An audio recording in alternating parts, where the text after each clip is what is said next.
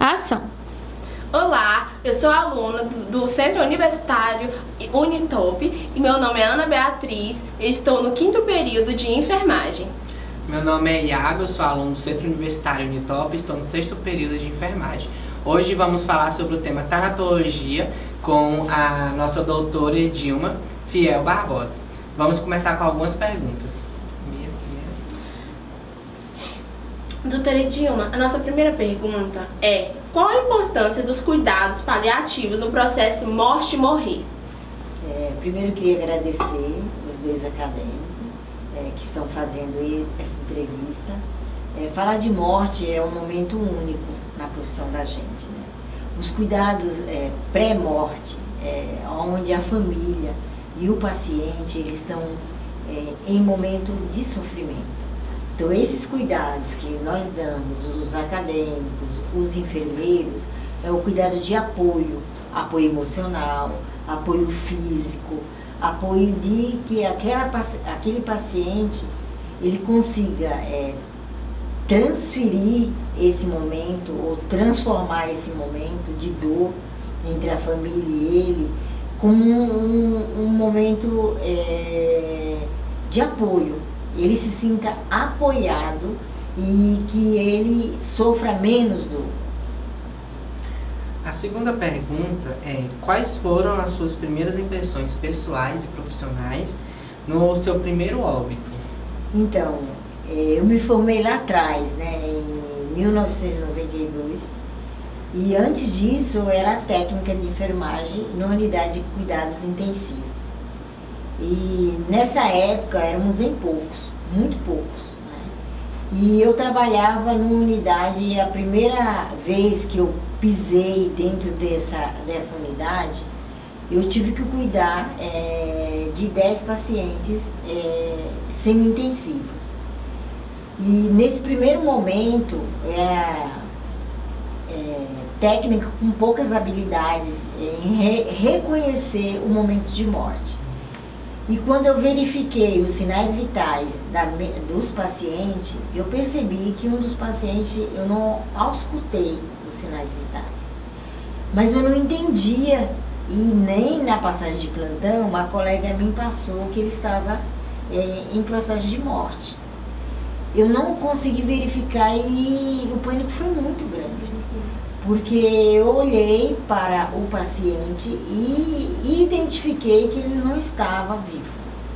Chamei a equipe próxima a mim e a equipe identificou que realmente ele tinha falecido. Porém, nos relatórios médicos e de enfermagem, já estavam dizendo que ele realmente partia, ele iria morrer. Ele estava em processo paliativo. Sim. Porém, na passagem de plantão, e como era a primeira vez que eu dava plantão naquele local, e era a primeira vez que eu exercitava a minha habilidade como técnico de enfermagem na época, eu não tive condições até de continuar o plantão, porque a dor da perda daquele paciente, na primeira vivência, foi muito grande. Algo inesperado, né? E a equipe não teve a comunicação perante uma pessoa nova. Depois dali, lógico que eu continuei na unidade, superei esse momento de dor da minha parte e aprendi que nunca em um paciente em cuidados paliativos, ele tem que ser comunicado, a equipe toda tem que ser comunicada, né? Então foi esse o meu primeiro momento. Então vamos para a próxima, né? Qual a sua atuação frente ao processo morte-morrer do paciente terminal, quando ele já está ali? Essa é uma, como fala o popular, a dor mais doída.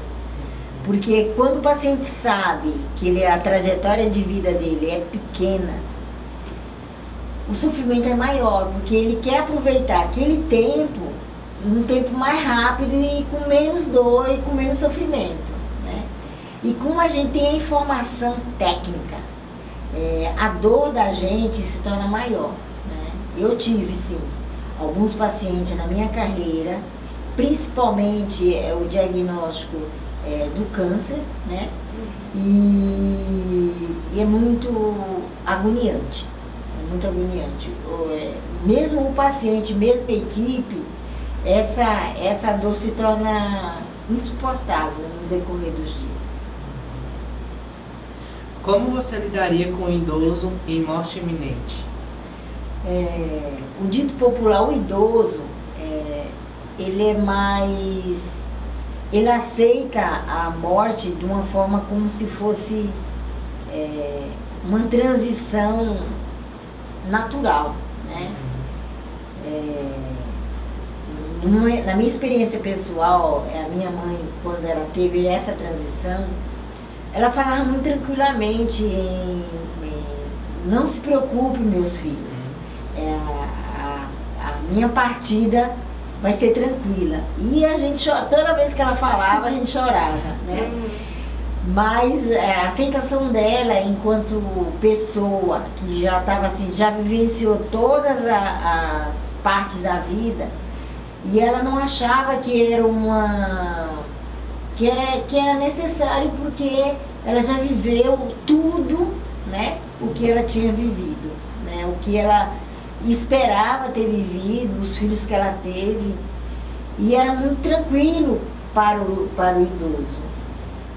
Só que na gente, principalmente assim, a gente está muito próximo, a dor parece que é maior. Agora, o idoso, o paciente, a tranquilidade da aceitação desse momento ele é maior. Aí conforta, eu acho, que os profissionais. É como se o paciente estivesse preparado e a gente ainda não. Isso aí, dessa forma um pouco. Ele ajuda um pouco. Né? Vamos para a próxima. Como você lida com o processo de luto, né, dos filhos para com a morte dos pais? Ou o oposto? Ou a pergunta? Eu vivenciei dentro da minha carreira o recém-nascido, né? O recém-nascido, essa transição entre perda do bebê e da família, essa perda era doída, sim, é lógico, era forte, era sofrida, mas parecia que a aceitação era maior no decorrer dos dias que se passavam, né? Quando é um paciente adulto, essa transição parece mais forte, menos aceitável, né? Então eu acho que assim, depende da fase, do tempo, de como foi vivida aquele momento, a faixa etária, a história de cada um, né? Enquanto filhos, enquanto pais, os pais, a dor não dá para dizer que é fácil de enfrentar, mas dá para dizer que cada história é uma história, porém, se você esteja junto, ou se você deixar, por exemplo, quando o bebê está nesse momento de partida e toda a equipe já está sabendo e a família já está sabendo, deixar que a mãe, quando perdeu, naquele momento que o bebê morreu dentro de uma terapia intensiva, deixar que a mãe carregue o seu filho se ela quiser. Deixar que o pai carregue o seu filho o tempo que precisar, né? Então, na minha carreira, eu tive esses momentos onde o pai e a mãe ficaram com o bebê sentado. O tempo, eles têm que viver o luto, né, ali. Ele tem que sentir que o bebê realmente partiu. E com o corpo do bebê na mão, a equipe inteira tem que respeitar esse momento. E a carreira que a equipe tem de preparar o corpo, de preparar a unidade, porque na unidade vem outro para você cuidar. Mas esse momento de espera e de apoio e de respeito, ele tem que acontecer. E é um dos momentos mais difíceis profissionalmente, dizendo. Imagino. Como você vê a religião nesse processo do paciente terminal? Sempre ajuda. Não importa qual religião. Nós já vivemos até o candomblé dentro, né? O candomblé, as igrejas evangélicas, as igrejas cristãs. O cristianismo é muito forte dentro dos